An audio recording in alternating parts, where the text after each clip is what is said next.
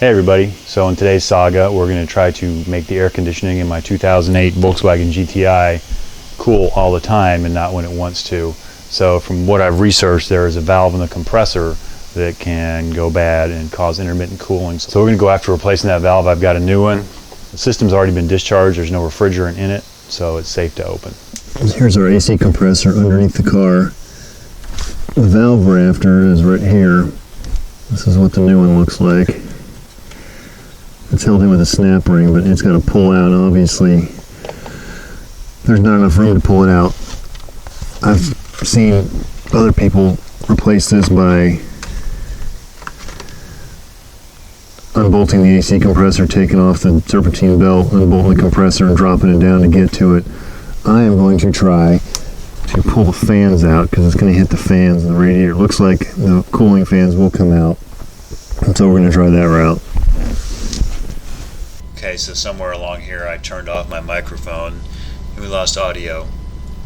But right here I'm unhooking the fans.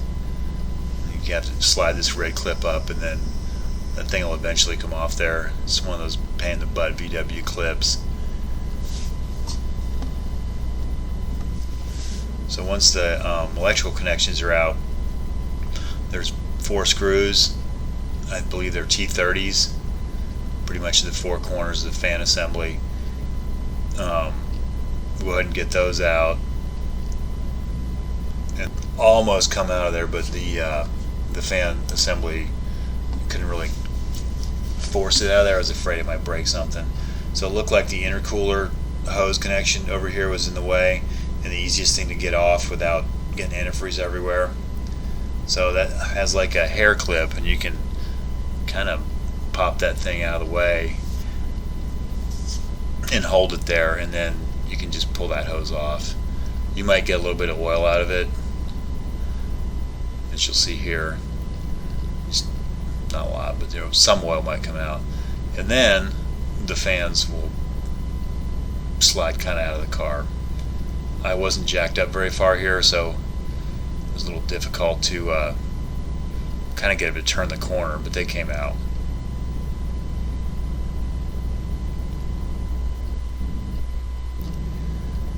So here's the valve we're after in the front of the compressor. Here I'm out of frame getting the electrical connection off, but it's just another VW pain in the butt clip came off, and then went in here with some snap ring pliers and squeezed that snap ring in. It's a tight fit. It's not much room to work, but I was able to actually get it out pretty quickly.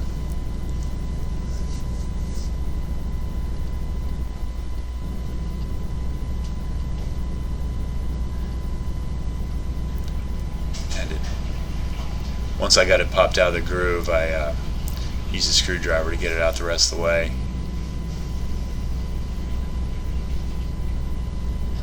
I shot a little brake cleaner in here to clean any dirt out of what might be around that valve. You don't want to get any dirt in your AC system if you can help it. So with a little pry and with a screwdriver, a couple different angles, I felt like the electrical connection was going to break off, or the whole thing was going to break off. But finally I was able to get behind it enough and kind of coax it, and it slid out.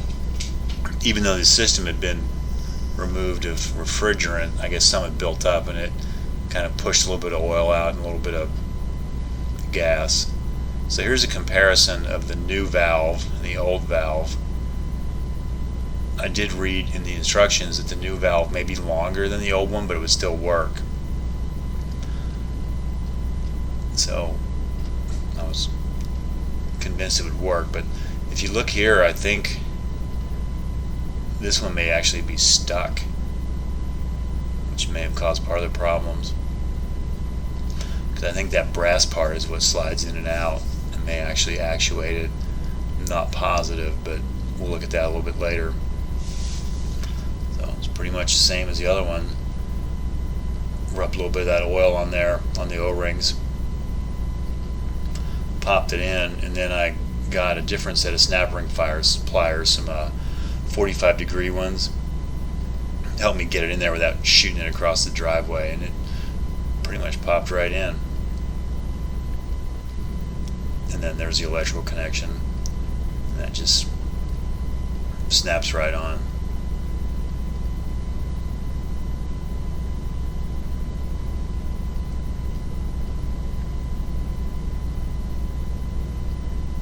And that part's done.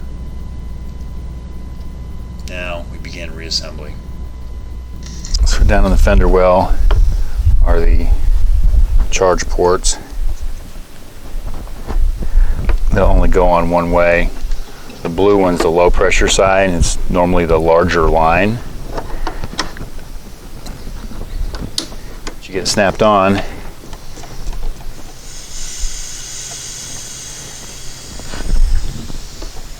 you turn it on to activate it. I guess sitting out here in the sun, it built up a little pressure being closed. And then the high pressure side is down there.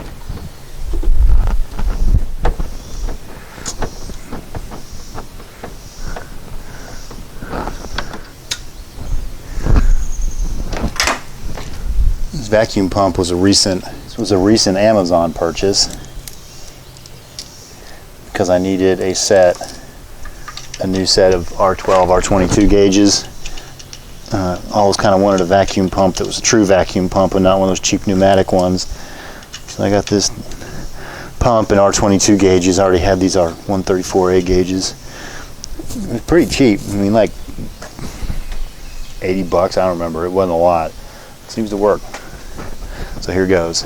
While I'm pulling a vacuum in the system, I'll work on getting the fans back in. I don't think you need to see that.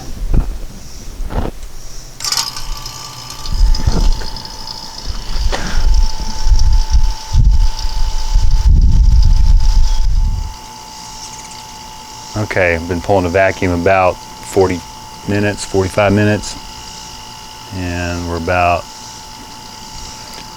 minus 28, and that's probably as far as we're going to get. So let me turn this thing off, close everything up.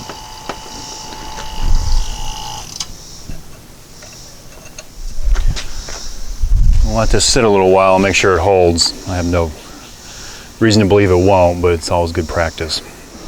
So while we were pulling the vacuum, I put everything back together. It went together remarkably easy.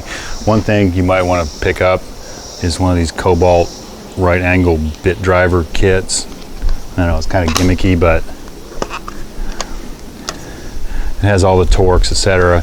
And this little right angle wrench helps you get into some tight places, like the screw right nearest the AC compressor for the fans. The hose is right in front of it.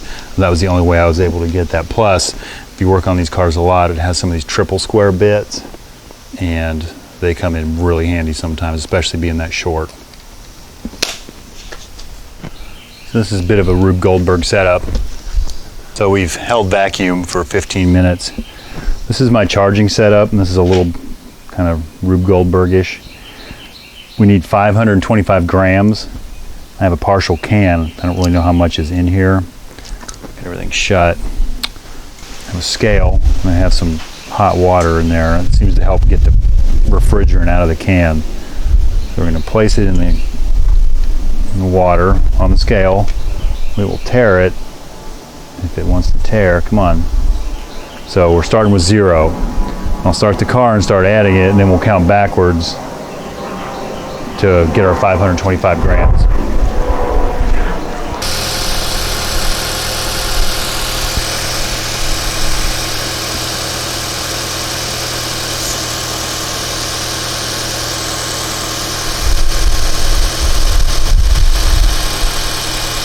All right, the can's open, we'll start adding.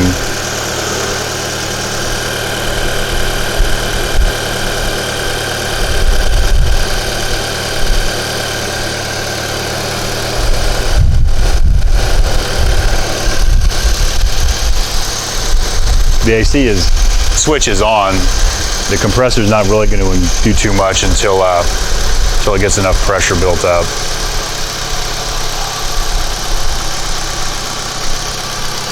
I don't know how much is in this can either.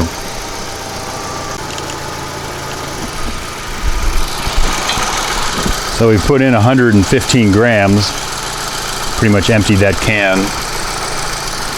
We're starting to cool, but we're not near full enough. That can is completely empty. These are also the newer style cans that have a built-in valve so you can take it off without losing what's in the can.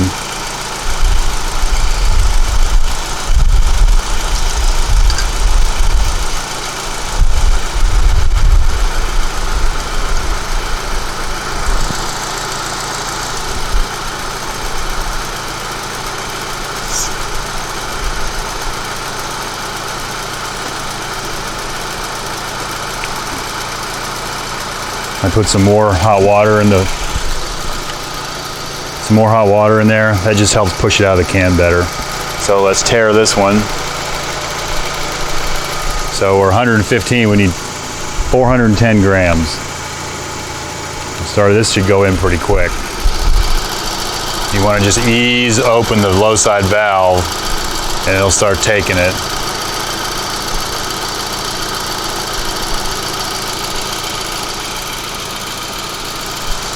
You don't want to put a big slug in there. Bad things can happen. There's 100 grams.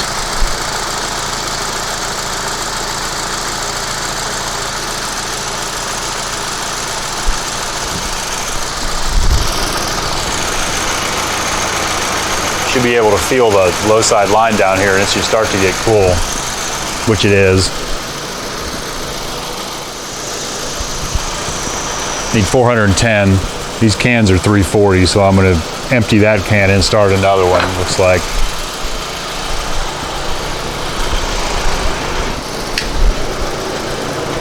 So that's how much we've taken out of this can so far, 230. You can hear the fans coming on, the condenser fans, and this is the temperature inside the car, 57, 58 degrees. That's already better than I was before, and this isn't even fully charged.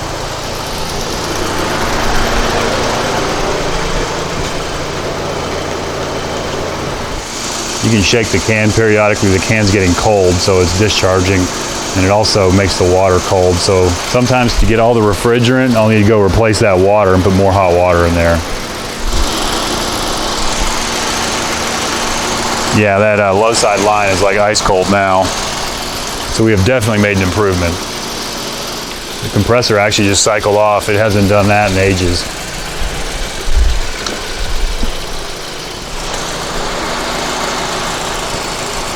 This can appears to be empty too.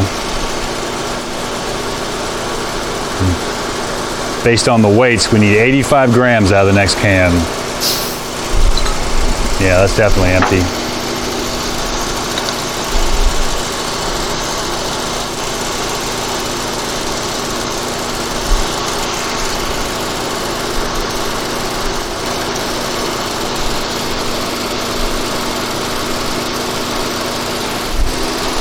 All right, here goes, 85 more grams, should be there.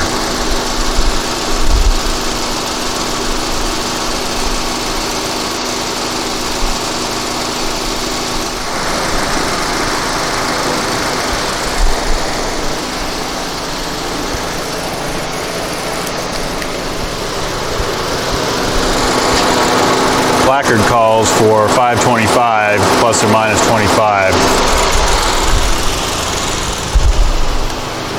Interior temp is 51 degrees. And I'm no expert, but from what I remember before, based on the temperature outside, that pressure is about right, like 225. And our low side pressure is 35. That's what I would, what the book calls for, what the temperature charts would call for. Before I was up in the 50s. The high side was about right, but the low side was too high. All right, I believe we're done. After the vehicle's been off for a while and the pressures have kind of equalized, you can go ahead and disconnect your gauges.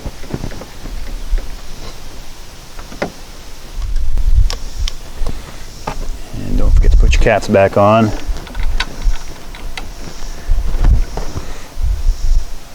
It's a good idea to make sure they're good and tight, so if your Schrader valve leaks, it has a little second line of defense. I don't know how well this showed up before, but here's the old valve.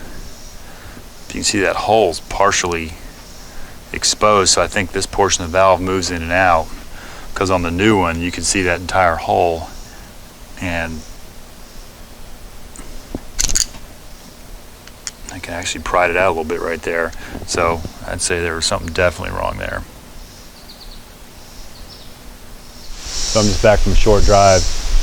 We had 45-degree air coming out of the vents. Much cooler than it's been in probably years. I just got used to it, I guess. And there's actually water coming out of the condensate drain. Not sure I've seen that in a long time either.